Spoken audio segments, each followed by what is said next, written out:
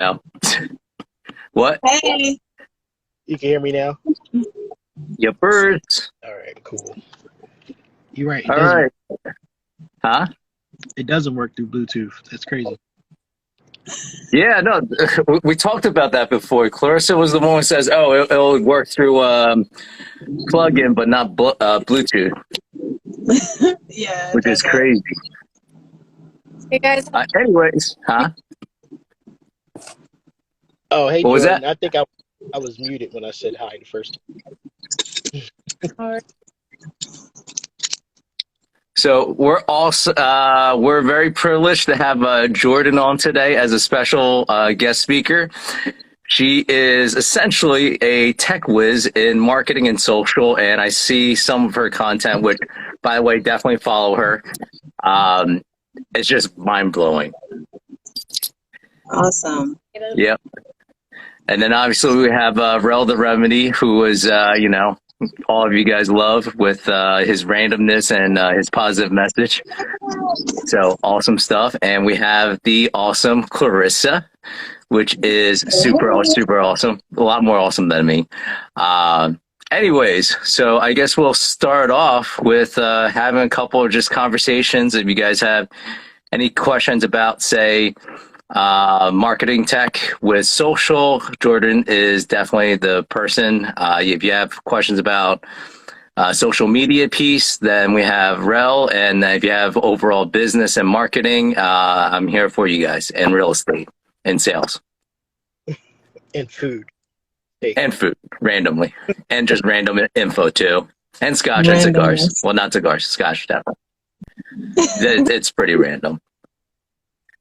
I've done which one? B2B sales. I was a gym sales. I was a personal trainer. Did natural bodybuilding. I did insurance sales, telecommunication sales. Just a lot of random stuff. Jordan, I got a question for Jordan. How do you find like all those websites? Like, it's is it something you just come across, or? uh yeah, like honestly I do my research for it and I Hmm. long before, but yeah, they're like websites that are trending on TikTok, they're websites that are trending on Instagram, and I just compile them all into a few videos. Because I saw like your page is so has so much information. It's a lot to take in at like one time. Like everything is like mind blowing. I mean, yeah, it's literally like I do the research on Monday, I write the script on Friday, and then I film on Saturdays. So I guess that's the easier way to get things done. But Yeah, that's it's all about consistency though, and just posting constantly. And I'm sure you have like I saw your TikTok as well with like millions of followers. hmm And even for that, was it all about also just like posting consistently? yeah, just posting consistently. And every once in a while you'll have one go viral, and like if you have something to go viral, you can make a trend out of it. But it's mostly just being consistent. Yeah, I'm still waiting for that viral one. It'll hit. It'll hit. Yeah, I I mean, looked at I yeah, looked at your profile and I was like, how isn't it's only a matter of time, because it's a lot. I don't know whoever's watching now if you go see her page or just follow her so you can go check it after you leave this live. But it's a lot of information that could save you a lot of time. So Oh yeah. Actually, so everyone can have like an idea like where you're coming from and like your background. Why don't you tell us like kind of like the origin story of Jordan? so yeah, the origin story. Basically, I was working as a software engineer for the past 3 years, and especially when the pandemic hit, I couldn't I like software engineering, but I just don't like it as a career. Maybe just doing it as a hobby. So I'm like, I like my company. I like the company that I was in, and I had like two options. I either stick with stick with being a software engineer and then find another job somewhere else, or I can start my own business. So I was making my own business at the same time that I was working as a developer, and then I made an e-commerce store. And this e-commerce store, I managed to scale it pretty well, and I managed to quit my engineering job. But I'm sure you're familiar with the iOS updates, and at least whoever isn't, it's basically the updates that with Apple, so that there's it limits the tracking basically of all iOS devices. So it just really went downhill from there. And I was using capital to keep this company alive. And then at some point, I'm like, I'm running out of capital. So what's the next best thing that I can do without spending so much money? And it was just starting an agency. So everything that I learned, I basically learned from scratch, and also learned from having really bad experiences with agencies before. So that's basically how I got to where I am today. That's awesome. That is awesome. Do you know You use your past experience to cultivate something new, which is amazing. No, appreciate it. Of course. How long have you been in this industry? For software development, I did it for 3 years after I graduated. And for marketing, learning probably around 3 years. So same as development. Wow. But yeah, a lot of the things are self-taught. I think especially now, way to go. I think that's awesome. And it's a perfect example of how, what people say. It's not about the resources, it's about the resourcefulness, and then learning how to adjust and pivot when you need to. And you've definitely shown all of that, which is amazing. Yeah. No, thanks. And I know that this panel is a lot of entrepreneurial mindset. I was even talking to Tak about that too. And he has a lot to say about entrepreneurship. So I'm sure that our minds are very similar in that aspect. Mm-hmm. What about you guys? How did you guys start with your journey? I guess I'll go first. So I started in sales a long time ago, and then November 2016, I did my very first real estate deal at 2%, doing a hard money loan at 2% of interest a month, which is ridiculous. It's interest only. I got married in December, so a month later, and then I got laid off in May, so 5 months after I got married. 6 months, 6 figures in debt, paying 2% a month in interest. Don't know anything about real estate. Never swung a hammer, and had to complete this house myself. And I was like, okay, what am I going to do? Am I going to try to find another job? So almost exactly like yours. Do I want to find another job, helping someone else, or do I want to just try to figure it out on my own, right? And one of the things that I got annoyed with is I was working for a large telecommunication company. I was doing a lot of 6-figure deals, but at the end of the month, it's what they call target commission. So it's every month it can be changed. So 1 month I can sell 100 new services, and another month I would sell 50 new services, but it would be the same pay. At times, there were times where you can literally sell more 1 month and make less, and it's not even a fraction of it. So the 6-figure deals, I would probably end up making less than total month commission, less than $4,000, which is crazy. And then I got recruited to an insurance company, which is a payroll company, and they would say, oh, just do X, Y, Z. And I destroyed it in the beginning, but then I found out the service doesn't work, which is also mind-boggling. So I was like, all right, you know what? The best way to go forward is just do it myself. And then I went from 0 to 48 units in less than 3 years, using none of my own money, mastering the construction trade. And then, it was a lot of suffering. And then, but it was also a lot of education. And if I had to do it all over again, it would be much quicker, but it was also a lot of fun. And it just brought me to where I'm at now, which is, I like to help people with doing their business and try to scale up a lot quicker. The learning, or Yeah. like no end in sight sometimes. Yeah. I would say I wish would have gotten a coach earlier because it would have saved so much.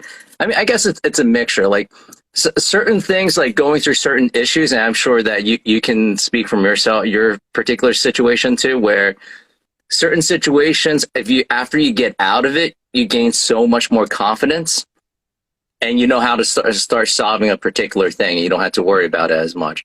But then at the same time, if you can pay someone to actually, give you that knowledge, then it's a lot more fast tracking and a lot less mistakes. But then that you're not necessarily as strong, if that makes sense.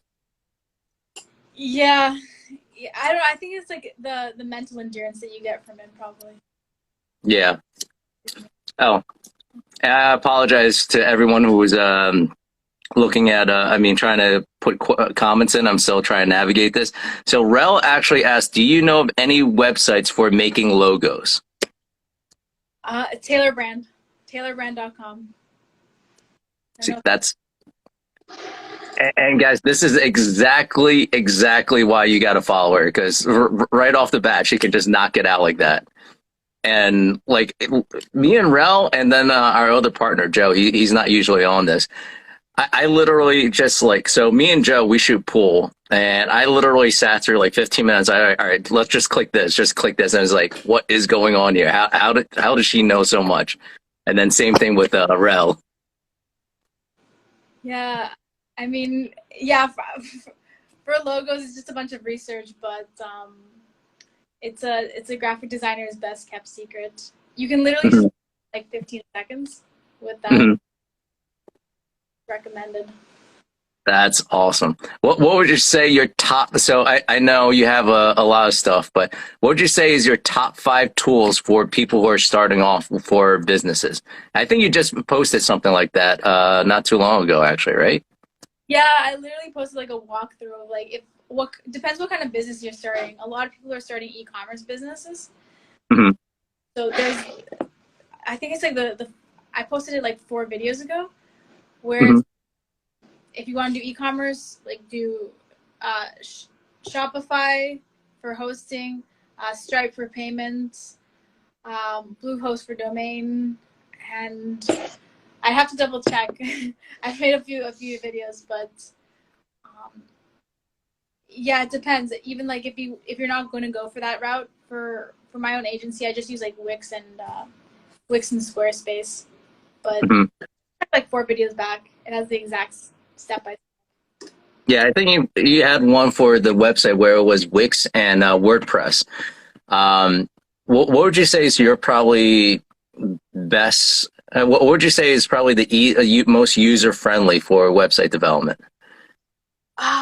Personally, I like Wix. Wix, my domain is held, and I wanted to do as like little technical work as humanly possible. So yeah, if I start doing like development and coding, then I can just go into a rabbit hole. So do Wix. It's very, very copy. That's awesome. I'm gonna write that down. Make sure to put that in there for the group, because I know as a coach, that's one of the more popular questions I get asked. And it's like super cheap too. It's like $18 a month, I believe. So it's not that expensive. Nice. Clarissa, you have any questions? I'm just absorbing it right now because I can't write. Like when I have questions, I usually want to write all my answers down. But I didn't hear you mention WordPress and Transactic. I think you said something about WordPress. But is that like something that you use as well? You mentioned Wix. So I will let her handle that one, because unfortunately I'm still going through everything through GoDaddy, which I'm going to change up relatively soon. Yeah. Okay. I'm not a big WordPress fan. is so complicated to me, but I liked it because of how you can really build like to the T. But yeah, it's messy. Yeah, like WordPress. I haven't used WordPress to build any of my own sites just because it is kind of messy. But I have clients who have WordPress, and I'm not a huge fan of it personally, but maybe because I don't understand it too much. Tagi, you said you were the one who was using GoDaddy? Yes. I've heard mixed reviews of GoDaddy. So it's very simple to use, but then it's very convoluted, and then at the same time you can't really get really, dude, really.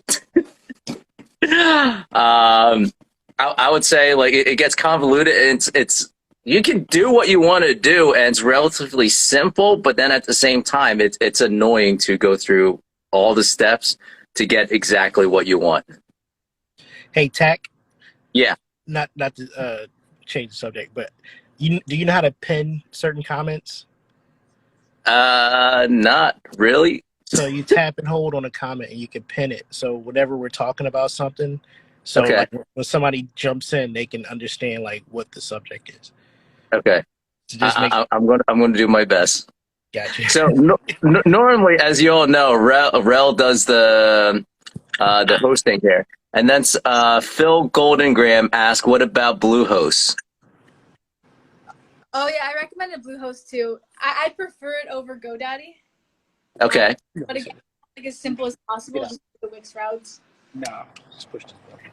Actually, so what about for those who have multiple social media accounts? So let's just say like we all have, Instagram, TikTok, Twitter, Facebook, all of that.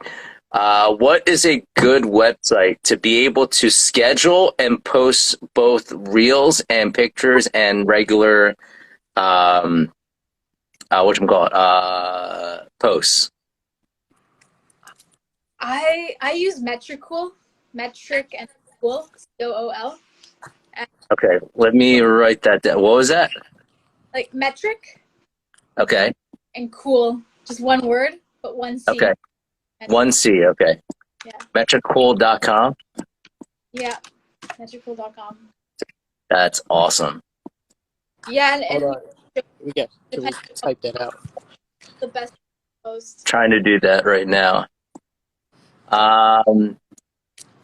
So we've asked you a lot of questions. Why don't you ask us some business question or influencing questions? I have a lot of influencer questions, and quite a few business questions. I live in Toronto, so I really hope that like the real estate questions can kind of overlap. Yeah. Market. But I'll start off with Rell just because I haven't spoken with him too much. But Terrell, so how did you choose TikTok and how did you get started? Like, what were your initial videos getting started? Photography videos. So it was Musically back in the day, and I had a couple videos on there, but oh shoot, I gotta change my shoes. My bad. We're actually getting prepared for a photo shoot on the beach, and Yeah, I'm jealous of both of them right now. I was trying to walk through the sand in sneakers. I forgot to change my shoes, but it was Musically back in the day, and I had a couple videos on there. When the pandemic came, I started using it more. It was TikTok at that time, but I would tell stories about my photography experiences. But during the pandemic, I wasn't doing photography too much. So it turned into, joking videos and videos with me and my family. And I have a pretty funny life, so it's just general content now. I don't really have a niche, but it just being consistent every day. I had nothing but time on my hands, so it turned into something big. nice. So someone said Lysol changed the game from I don't know how to pronounce it. Kiezoh, Kiezoh. Probably. And you say you don't have a niche, but I would say it's definitely humor and motivation. I feel like. I would think so too. Yeah, that's probably it. Yeah, humor and motivation. Yeah. But that's usually me every day, like joking around and giving people pep talks while I take their pictures. The one you just posted, I think it's a repost or something like that on Facebook that said, the Lysol can and the pressure is releasing your whatever. Sorry, I don't really remember. I'm trying to navigate a couple of things, and You know what made me think of that? you do this, dude. How do you do this every week? Somebody, what? Oh, the live? Yes, Oh, and just like waving at everyone and trying to read through the comments and all that, oh. and You know answering what? questions.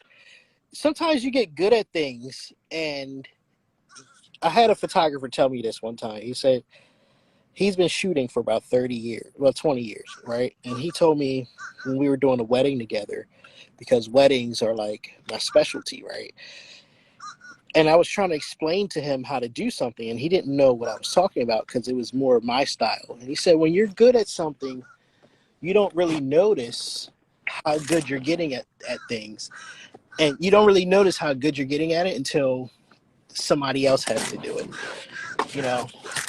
But like, just like you with your social media, like you're getting a lot better than you were. You probably don't even notice it.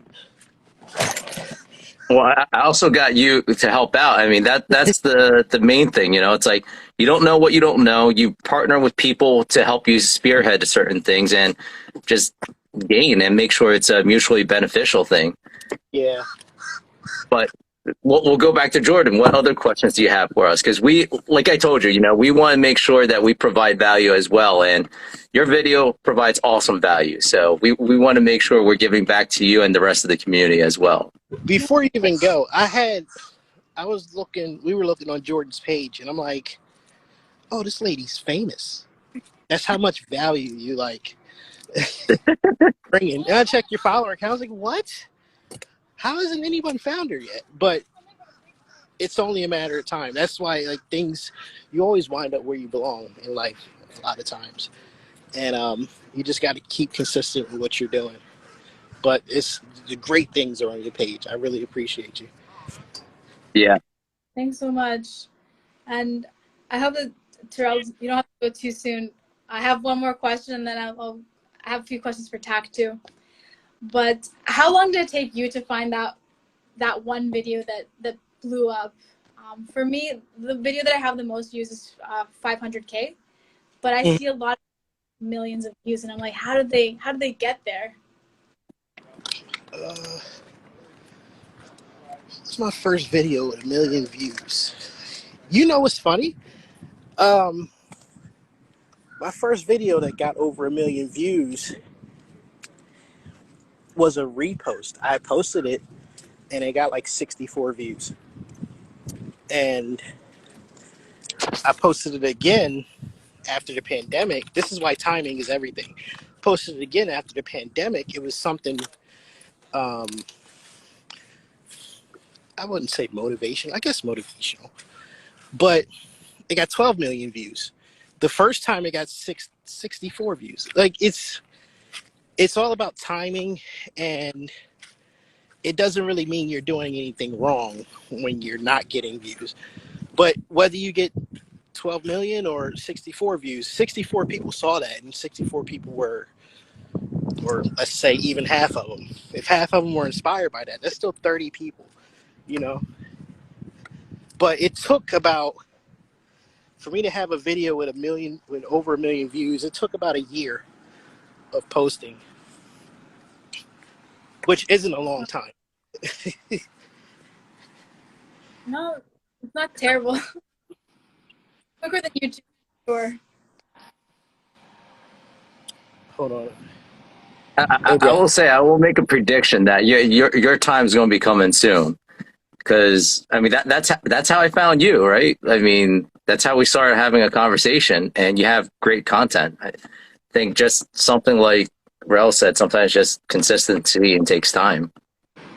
What's even crazier about what Jordan does is you can help somebody else blow up, and you won't even know it. You know, you start seeing things come out of what you're doing. Like I've been a photographer for about 8 years, and maybe about 3 years ago, I was starting to see it's a lot of things that I did in my career that I can't say came back to help me, but you start to see the fruits. Maybe what is it? The fruits of your labor.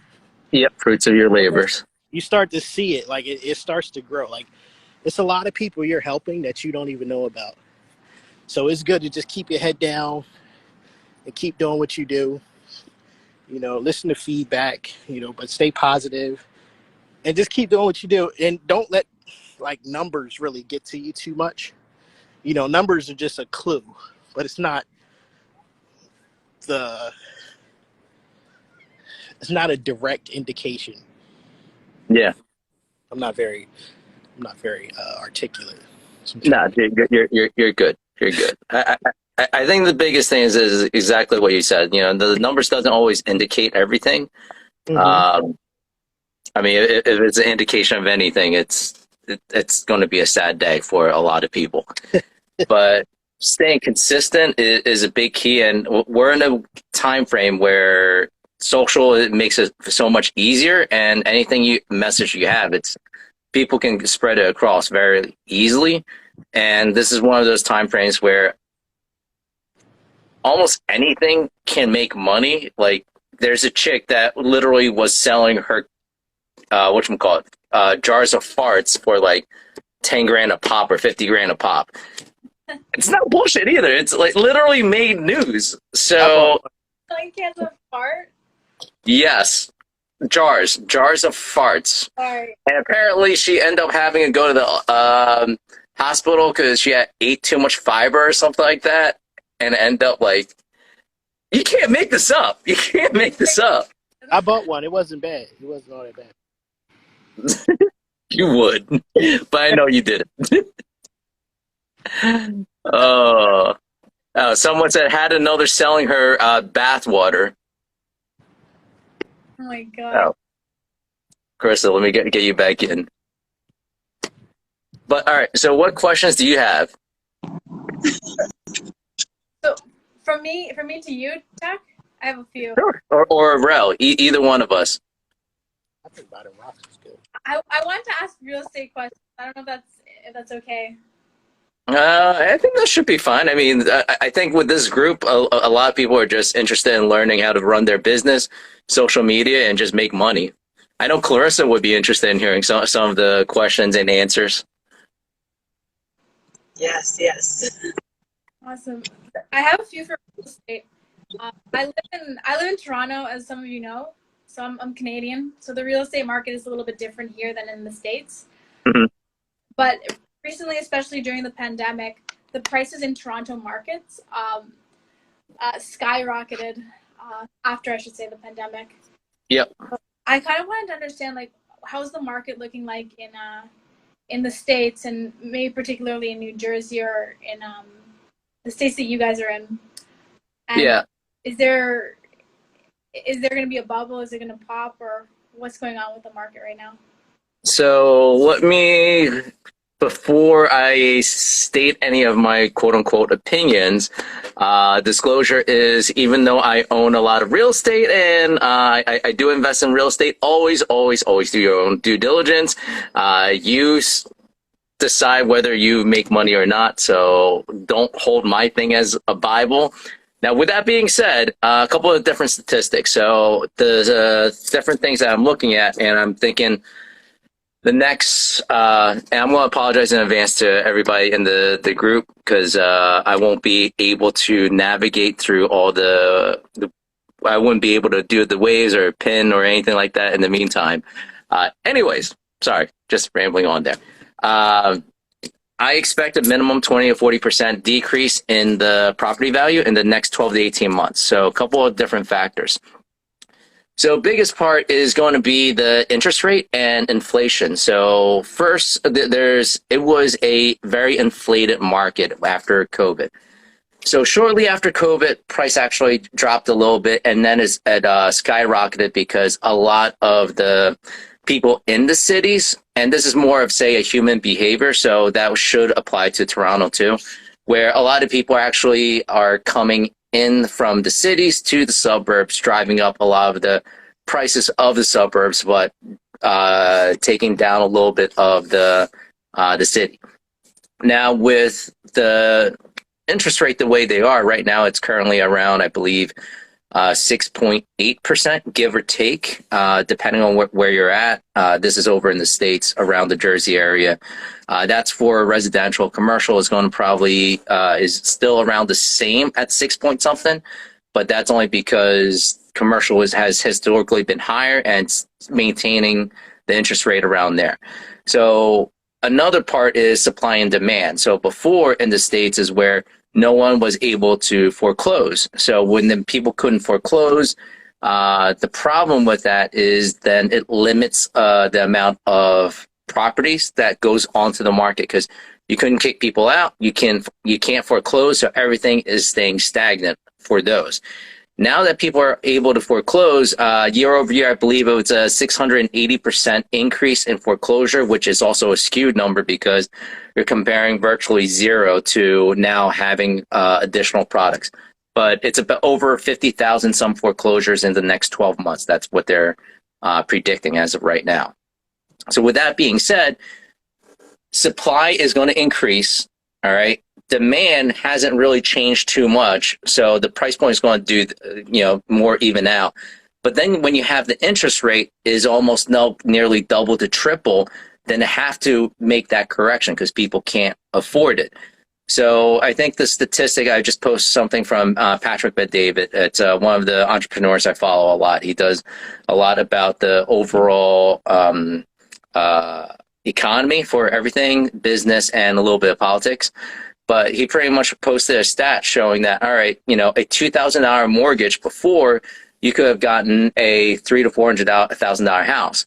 A $2,000 mortgage now is only about $150,000. So that correction is going to have to happen. And then you also have the indication from, again, over the U.S. side is the I-9 bonds. I-9 bonds are usually indicate as where interest rate is going to go and what inflation actually really is.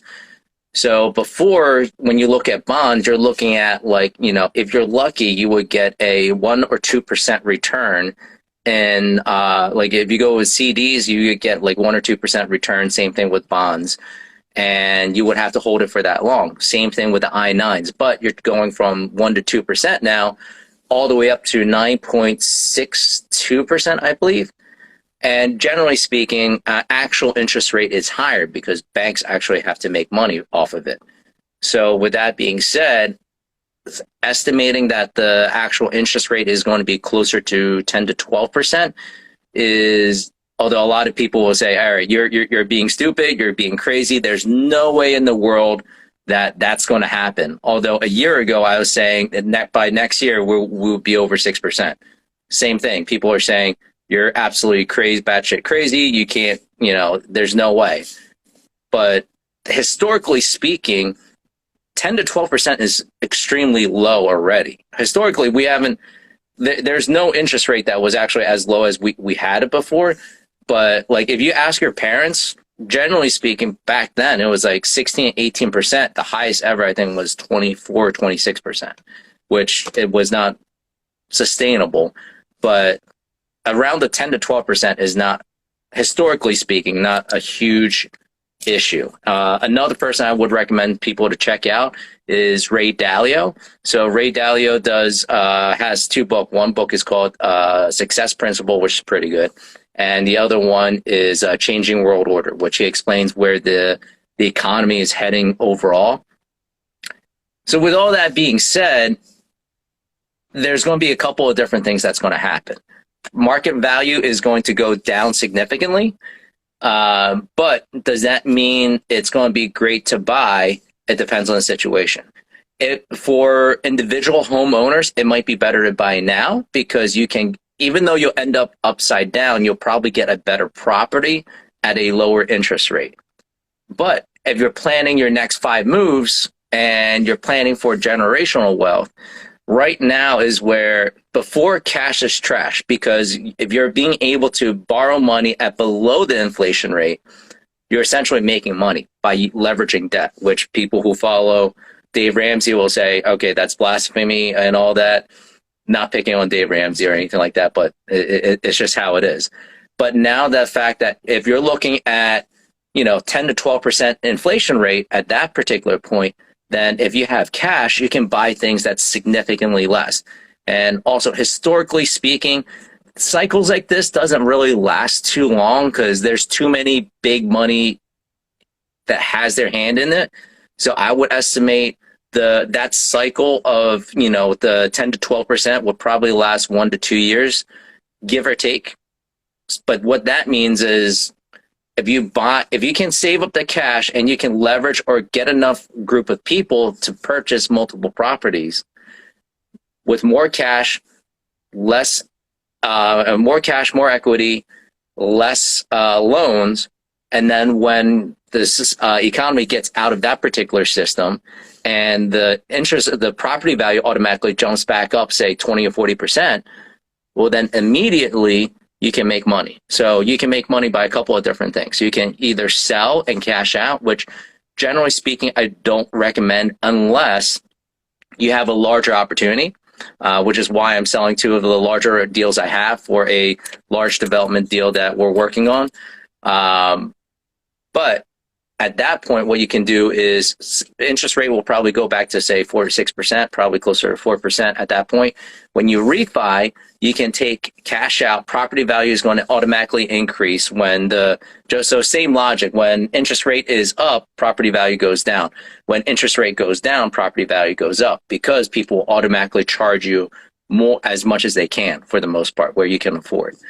So when you go, yes, sorry. It's okay. So you said if we get a group of people, so like it could be like the 4 of us, or does it need to be smaller, larger? Like, what is an ideal situation? So that particular piece, I would say it more depends on what is the goal. So the goal is going to be more about, all right, what is it? So first part, one thing I've actually learned through all my failed partnerships, I'll say, you guys all got to be on the same wavelength. You guys all have to have the same goal, and you guys always have to have the hard conversation up front. Because too many times, like you're doing it with friends that you don't want to say something to kind of like annoy them, and then you want to make sure, okay, you want to tread lightly. No, just put everything out on the table. Just put everything out on the table, all right? Like, don't mince words, because at the end of the day, like you don't want to ruin a friendship because of that, and that I see that a lot. I've had that happen to myself as well, is where if you don't have the hard conversations up front, and now I would say, look, before we move forward, this is what we got to do. We really, dude, really, I'm just, but it's really what we got to do. Like, we got to say, all right, what happens when somebody needs to be bought out? What happens if XYZ happens? All right. How do we protect ourselves? How do we make sure that, we get the profits that we want? At what condition do we sell the property? At what point do we have to have all that hard conversation up front. It's just like dating. For the most part, if you talk to someone up front and you tell them everything, like, you don't want to scare them off, but at the same time, you don't want to be like, you spend 5 years of your relationship and then you realize, wait, I went to this relationship expecting they stay the same, but they're changing and they're expecting me to change, but I stay the same. Like, that particular piece doesn't work long term. So making sure that you have the hard conversation, making sure you have the right operating agreement. So then at that particular point, you can make sure that everyone is able to know what they're expecting, whether they're leaving the company or that someone's coming in. Because sometimes, hey, you know what? You might want to say, all right, let's just say the 4 of us started off. We made over $1 million now, but now we want to do a $10 million project. Well, we're going to need more people to come in. And if we need more people to come in, what are we sharing? What's the share, right? So let's just say we're 33. depending on the situation, all right, are we all giving up like 1 or 2% up front? Like saying, all right, if somebody else is willing to come in to put 5 million out of the $10 million deal where we don't really put as much, and they're okay with, say 20% ownership, are we splitting that all around? Or do we, like, someone has put more money in, has someone did more work, and we have to look at that? So having that conversation up front is key. I don't know if that really helps. I have a question. Sure. So if I have a partner that has the capital, I mostly have the time and some knowledge. Uh-huh. If this person wants to give me like $25K to do something, okay, to get the ball rolling, what would you do? I know scenarios can all be different, but I'm not sure if to get something tenant occupied or buy something off the market and rehab it. I'm not sure. So that would be a upfront conversation and making sure that you're not. So here, despite what I always tell everyone to have a laser focus on one particular part of it, this is where I would say, okay, this can get hairy because depending on the situation, because market fluctuates a lot and different opportunity shows up all the different time for real estate. This is where I would say, all right, let's make sure there's two or three, one main point that you're going to try to do, which is either the Bird method, buy, rehab, rent, refinance, or flip, or some other parts. All right. There's also house hacking. There's sorry, I got to put Rell back in. Okay, just send it back out. So it depends on that particular situation. Now, what I would say is make sure you don't sell yourself short, because there are tons of, and people would say, hey, will try to crucify me for saying this, but there are more than enough money out there. There's no limit of money out there. There's a lot of people out there that has money that just doesn't know what to do with it, and they're sick and tired of the returns or the insecurities in the stock market out there. So you can always make sure it's all right, most of my deals that I started off with, I apologize, this is, my light is starting to drag the thing down. But this is where, don't let yourself sell yourself short. Generally speaking, I would say 50-50. For somebody, if I'm doing the work and somebody's putting in the cash, I usually do 50-50. Tax liens is a different story. Tax liens we're doing different because it's a value I can provide where people can get 200 to 300% return, which is huge. Let me see where I'm trying to get Rell back in.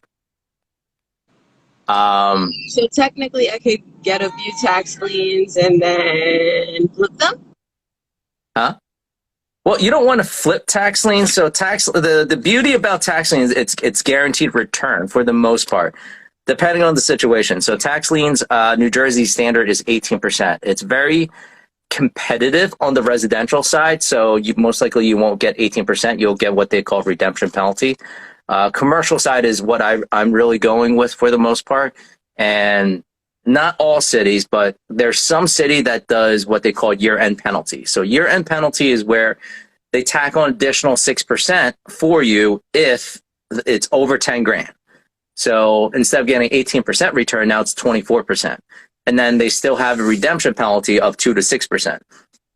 So now you're looking at anywhere from 24 to 28% return on your money. That's your worst case scenario. The best case is where you can actually foreclose on it in 6 months. So again, not all city does this, but some cities where if you can show and prove that it is deemed vacant and abandoned, then you can start the foreclosure process in 6 months instead of 2 years, which is huge. So if you think about what your actual property value is, let's just say your property value is, say, 200K. Well, actually, no, let's just say 300K.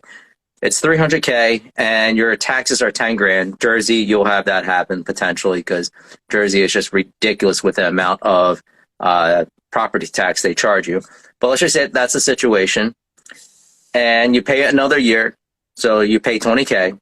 Property's worth 300K. it's jacked up and you got to dump 100K into it. You want to leave 50K profit for someone else. Well, you just use 20K to make 120K. I mean, 150K. So it's $130,000 profit. Split 50-50 is $65,000 profit. So you more than double your money in, say, approximately 2 years, give or take. But depending on what you do is where it's important. Also, at the same time, you can do what they call QRP, Qualified Retirement Plans, which is just really a self-directed 401k. It's a pain in the ass to set up. It's a pain in the ass to manage. But once that's done, it's just like your 401k. So since it's just like your 401k, it's tax deferred. You can lend it to yourself up to 50% at the current interest rate, which you're paying yourself interest rate. You can actually invest it with, say, stocks, precious metals, and companies. So nothing is to say where, hey, you set up this QRP that, can do, say, both real estate and stocks. And then at the stocks wise, you can borrow from here, take that out, you get the cash up front, but you still have all the shares intact while you pay yourself the interest rate. And you don't pay taxes on it. Well, it's tax at first, so you won't have to pay taxes until you're retired. And sorry, Jack, I also have another question, just because I don't know how much time we have left. But what time is it? I don't even know. Okay.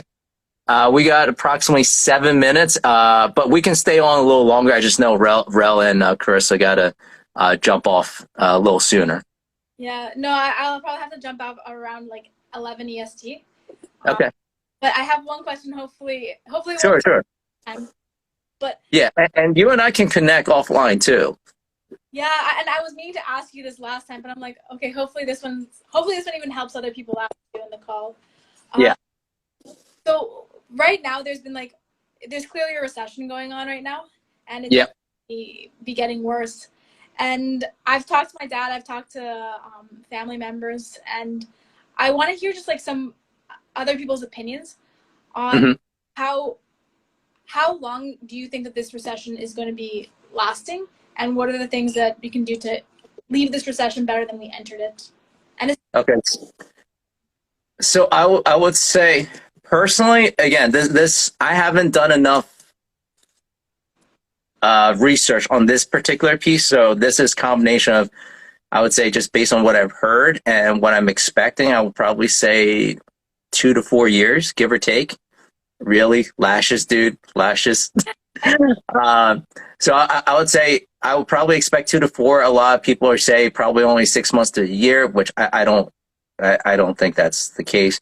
The one thing that, like, a lot of people are really scared of the recession piece. This is where most people don't realize, statistically, there's more millionaires made out of a recession and more larger companies made out of a recession than any other time frame, because it's a great equalizer. And this is where larger companies can't really pivot as much. They might have cash reserves, but they're not they can't really pivot as much as, say, small business owners can. So, for example, if there's an indication of a market change where, let's just say on the social media side, all right, for the management, large company would have to say, all right, we have to absolutely charge minimum $4,000 a month. And that's because we have so many overhead that we have to charge, and there's nothing we can do. And they're not going to be able to see that, all right, now that companies can't really pay as much, they can only pay $2,500. But as a small company, $2,500 can still be very profitable for us, and we can change it on the fly. As where if you're larger companies, they have to go through all the C-level execs, and then they have to come out with a marketing plan, then they have to do XYZ. But as a small, medium-sized business, we can literally make a change that very, depending on the size of the company, it could be that very hour or the very next day.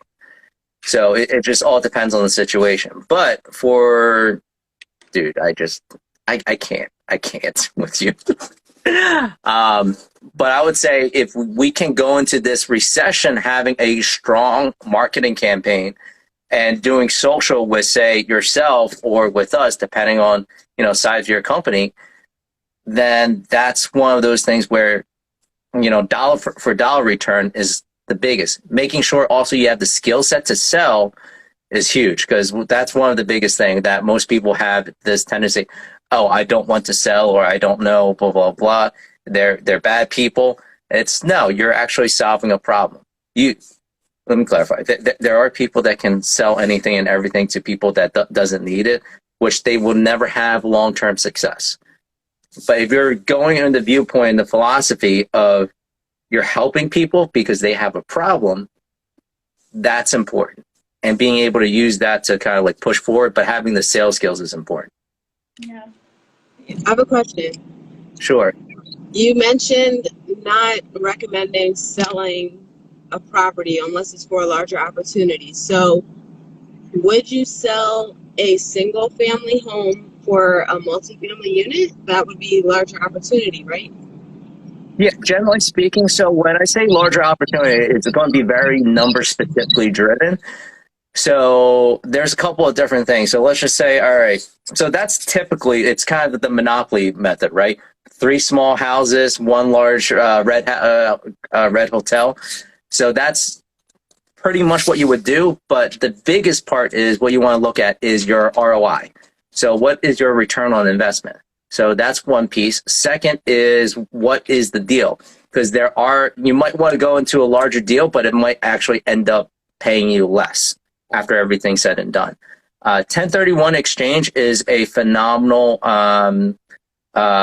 incentive for you to be able to purchase another property, because then you don't get tax out of it. The only thing is you have certain time limitations. So you have to identify the property within 60 days, and then you have to close within, I believe, 6 months after that. But 100% of your profit then goes into that particular deal. You're not actually paying anything. And then really, you're about to eat a packet of mustard. Can you imagine how it is? Sometimes I'm like going to business meetings with him, and I'm like, all right, let's figure this out. And then next thing you know, it's like, fuck, I'm just cracking up, and we got some stuff done. But speaking of which, yeah, we got to figure out a time to meet up this week or next week. I dare you to drink that. I dare you to drink that. I dare you to shake that up and drink that. I can't hear you, brother. I think you're muted. It's going in the ocean. It's going in the ocean. Okay, got it. So you're making fishes drink that. Good job. Good job. He's such a goofy. Put the salt water in the bottle with the mustard. Okay. Jordan, what other questions did you have? The main questions I had was like about real estate, the market, and the recession. Just because it's such a scary thing for a lot of people. And there hasn't been a correction in. I might be wrong, but I believe it was like in 2008 was the last correction. Yep, that's the biggest one, and that was with Lehman's, and there was just a whole issue. Actually, by the way, if you guys want to like check this out in more of an entertaining format about what happened in the past, check out the movie The Big Short. Good. It's really good. Yes, it is a great movie. It's based on real life, which pisses me off, but it's, just like whatchamacallit, what's that show? Dope Sick on Hulu. It's crazy about the whole Oxy thing. Anyways, I know you guys all got to head out. We're right at exactly 11. Jordan, we can catch up offline. We'll talk. I'll hopefully be able to answer some of your other questions, and then we can do an interview with me, you, and Rell. Yeah, sounds great. Really looking forward. Awesome. Hey, I'm gonna everyone. talk to you too, Jordan, about like content ideas. Yeah, stuff. For sure. We'll definitely reach out offline. Yeah. And everyone, hey, follow Jordan, all right? If you haven't done so, follow her. It's awesome content. I'm telling you, every time, mind blown. Thanks, guys. Likewise. Really appreciate it. All right. Thanks for everything. I'll see you all later. Meet you. Have a great day. Thanks, guys. Bye. See you, everyone.